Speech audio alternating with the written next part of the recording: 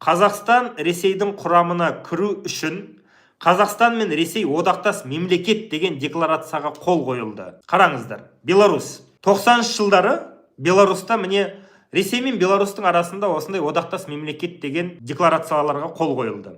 Ол декларациялар созылып келді де, ойлаңыздар, соғыс болып жатыр. 2025 жылы июль айында Путин енді міне Беларусь азаматтары Ресейде, Ресей азаматтары Беларусьда дауыс бере алады дегенде міне осылай бір сөзбен айтқанда Беларусь енді Ресейдің губерниясына айналды.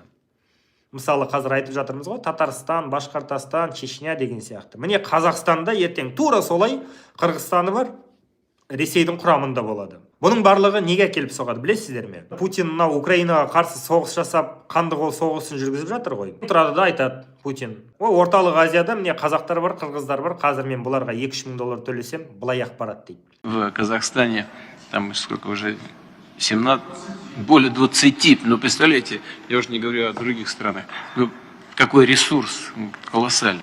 Напомню, что в Беларуси проживает 10 миллионов человек, в Узбекистане уже почти 40, в Таджикистане уже свыше 10, а это значит, есть и хорошие перспективы.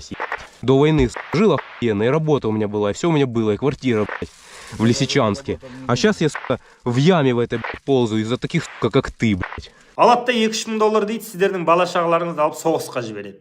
Путин үшін өлуге осы соғысқа аттанатын болады. Егер мәңгі бақи Ресейдің астында боламын десеңіздер, ауыздарыңызды жауып, көздеріңізді жұмып, құлақтарыңызды жауып, үндемей түндемей сөйтіп құл болып өмір сүріңіздер.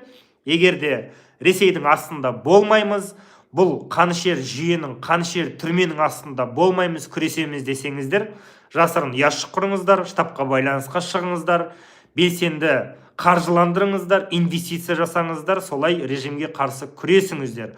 16 желтоқсан митингке шығыңыздар, Қазақстанның Ресей құрамына кіруіне қарсымын деген талаптармен шығыңыздар.